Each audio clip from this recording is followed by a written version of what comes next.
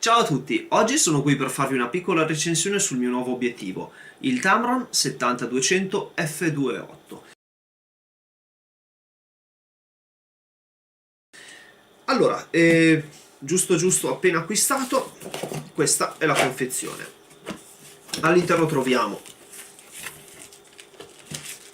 biglietti della garanzia, fogliettini informativi, viti e questo ve lo spiego poi. Troviamo una sacchetta per contenere il nostro obiettivo, che di certo non userò, e poi quello per cui abbiamo pagato l'obiettivo. La scatola non ci serve, non c'è altro. Ok, allora qui abbiamo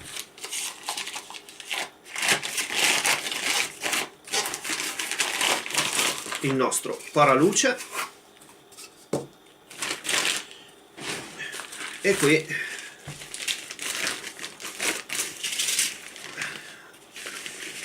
eccolo qui, che bello. Allora, dunque, obiettivo e paraluce. Allora, perché ho acquistato questo obiettivo? Innanzitutto perché avevo bisogno di un obiettivo 70-200 2.8. È una lunghezza focale che va benissimo, bene o male su tutto, va bene sui ritratti, va bene per lo sport, va bene un po' per tutto. Allora, partiamo da queste viti. Allora, queste viti, che sono incluse nella confezione, servono da applicare nella staffa da gancio per il treppiedi. Allora, la staffa di questo obiettivo è una staffa Arca Swiss, quindi è compatibile con tutti i treppiedi, eccetera, eccetera, che abbiano un attacco Arca Swiss.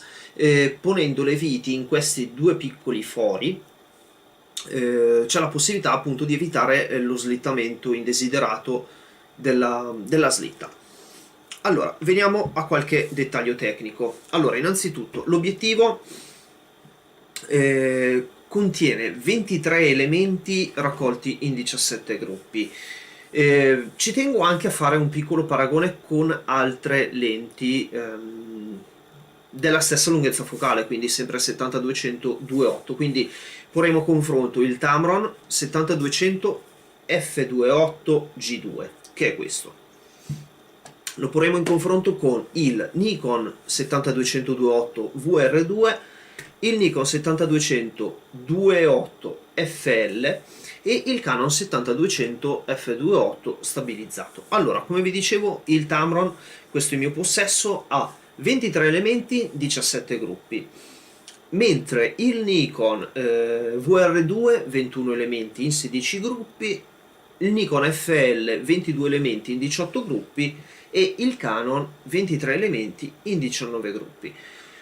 Cosa cambia tutto ciò? Tutto ciò cambia sostanzialmente una scelta del produttore su come impostare lo schema ottico. Questo non vuol dire obiettivo migliore o obiettivo peggiore, semplicemente lo schema ottico è così composto. Per quanto riguarda invece un attimino più nel dettaglio anche la qualità, abbiamo gli elementi a bassa dispersione. Allora, il Tamron in mio possesso possiede 5 elementi in low dispersion, quindi LD bassa dispersione, e un elemento extra low dispersion, quindi sì, scusate per l'inglese, quindi XLD. Il Nikon VR2 ha 7 elementi LD, il Nikon LL ha 6 elementi LD, mentre il Canon ne ha 5. Ecco, in questo caso già cominciamo a vedere un attimo qual è l'obiettivo un attimino migliore. Beh, in questo caso io mi sento di dire che il Nikon VR2, avendo 7 elementi a bassa dispersione, è di certo quello un attimino migliore. Considerate però un attimo che il Tamron, questo, ha anche un elemento XLD, quindi Extra Low Dispersion, quindi diciamo che se la giocano un attimo, sono leggermente lì.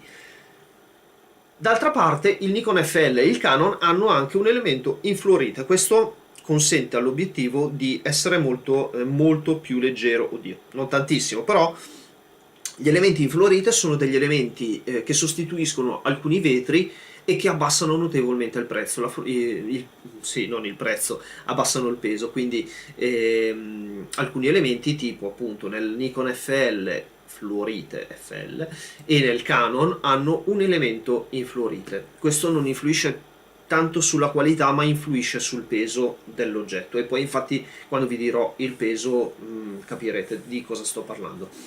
Il diaframma, le lamelle del diaframma. Allora abbiamo il Tamron e i due Nikon con 9 lamelle del diaframma, mentre il Canon ne ha 8, quindi sotto questo altro punto di vista io direi che il Tamron e i Nikon sono un passettino avanti per avere una lamella in più. Più lamelle nel diaframma, più abbiamo un bokeh circolare, quindi più regolare e più piacevole. Per quanto riguarda la minima distanza di messa a fuoco, allora abbiamo il Tamron G2 95 cm, il Nikon VR2 1,40 m, il Nikon FL 1,10 cm, mentre il Canon 1,20 cm. Per quanto riguarda la distanza minima di messa a fuoco, vince il Tamron che ha la minima distanza di messa a fuoco con 95 cm. Per quanto riguarda invece il massimo rapporto di ingrandimento dell'obiettivo, abbiamo il Tamron con 0,16x, il Nikon VR2 0,25x, il Nikon FL 0,21x e il Canon anche lui 0,21x. Niente, qui invece vince il Nikon VR2 che ha il massimo rapporto di ingrandimento, quindi alla minima distanza di messa a fuoco ha un rapporto di ingrandimento maggiore, nonostante il Tamron abbia una distanza minima di messa a fuoco inferiore rispetto al Nikon. In questo caso vuol dire che il Tamron alla minima distanza di messa a fuoco non è effettivamente un 200 mm, è leggermente sotto, e questo fa sì che il Nikon VR2 abbia questo alto grado di ingrandimento, questo rapporto di ingrandimento. Per quanto riguarda le dimensioni, il Tamron sono 88 mm per 194 mm, il Nikon VR2 87 mm per 209 mm, quindi 20 cm,9, il Nikon FL 89 mm per 203 mm, il Canon 89 mm per 199 mm.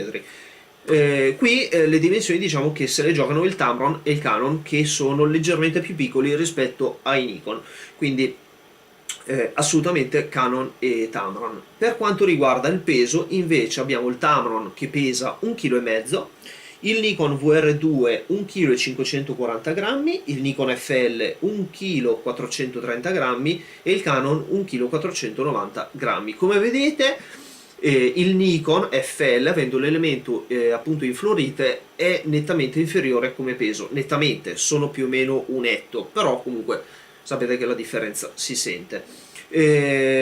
Diciamo che invece Tamron, Nikon, il VR2 e il Canon più o meno siamo lì con 1,5 kg, 1,540, 1,490, più o meno siamo lì, quindi diciamo che assolutamente questo lo vince il Nikon FL.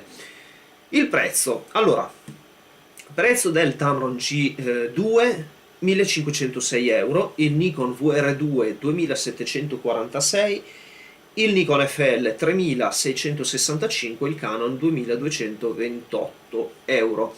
Questi sono prezzi in euro aggiornati ad oggi, diciamo che sono prezzi medi più o meno, si trova di più, si trova di meno, questi sono prezzi medi. Sì, diciamo che qui assolutamente vince il Tamron, che costa praticamente poco più della metà rispetto al suo successore che è il Canon, quindi da 1500 a 2002 sono 700 euro. Diciamo che con 700 euro uno si prende un altro obiettivo, un altro buon obiettivo. Se andiamo invece a vedere col Nikon FL che costa più del doppio, 3365, diciamo che ci sono 2100 euro di differenza, quindi assolutamente il vincitore qui per il prezzo è il Tamron. Ora passiamo a vedere un attimo qualche specifica fisica. Allora, rispetto al predecessore e ad altri predecessori 7200 abbiamo un'inversione della ghiera della messa a fuoco rispetto a quella della lunghezza focale. Nei modelli precedenti la ghiera della lunghezza focale era posta più vicina alla macchina fotografica, mentre la ghiera della messa a fuoco era al posto di quella che adesso è per la lunghezza focale.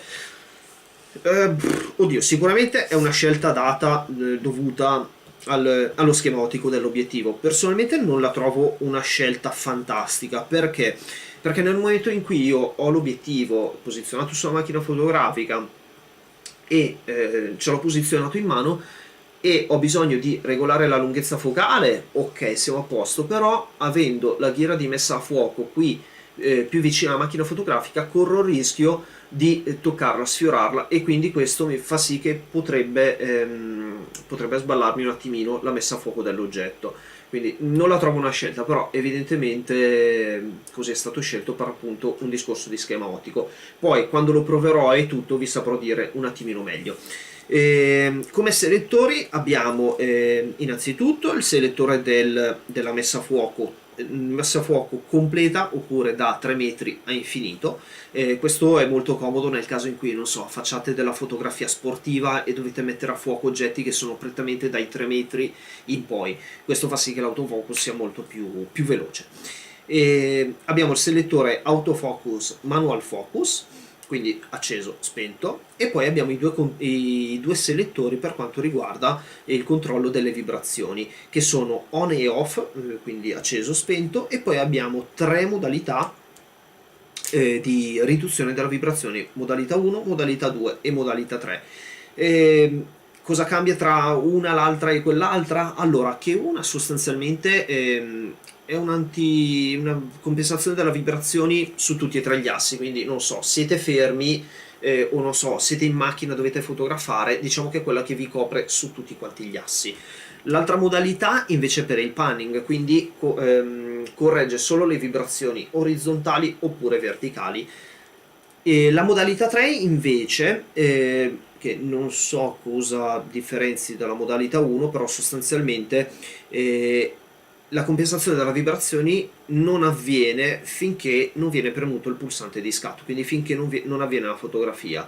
Credo che questo sia stato fatto per una questione di risparmio della batteria della macchina fotografica. Questo obiettivo, quando si accende la compensazione delle vibrazioni, consuma parecchia batteria della macchina fotografica, che è un contro, però considerate che avete la possibilità di scattare fino a 5 stop come velocità di scatto. Potete scattare a 5 stop meno rispetto alla velocità di scatto nominale, quindi permette di fare delle foto altrimenti impossibili da fare con altri obiettivi o con altre riduzioni delle vibrazioni.